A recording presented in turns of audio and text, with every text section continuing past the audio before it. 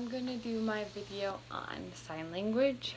It can be used with children who are nonverbal. It's a good way to communicate.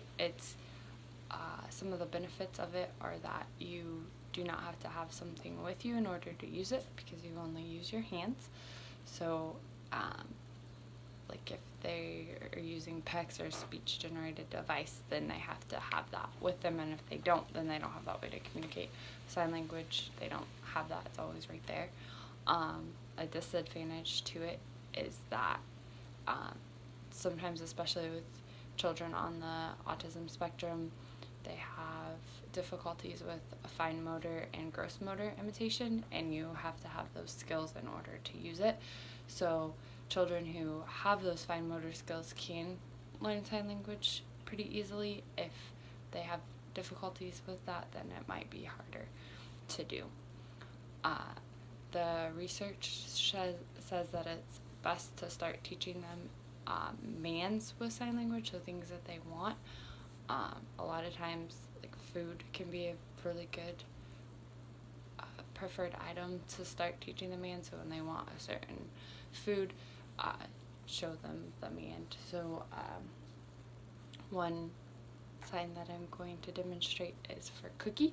So if you wanted to teach a child every time that they wanted a cookie, you can show them like put the palm out and make like a C with their hand and turn it. It's a cookie. If they've already had a cookie and they want more of a cookie, you can teach them more. So this, when you're first teaching it, it's best to full physically prompt. So before you give the cookie, prompt their palm up in their hand, help them turn it, and then say cookie, and then give them the cookie right away. Same with more. If they already have it, you can full physically prompt both their hands, put them together, and then say more, and then give them more of whatever they're eating. You can also teach them the command just to eat. So if they're hungry and they want something, you can teach them eat, which is like up to their mouth. So eat. You can, after a while, full physically prompting, and you can start fading the prompts, and you can do a partial prompt. It's fairly easy to do a partial prompt with sign language as well, just at the elbow, kind of prompt their hands where it needs to go.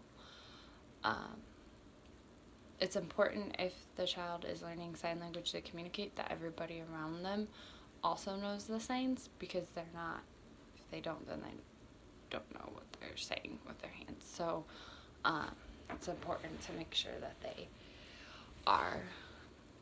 everyone around them is taught what those signs mean.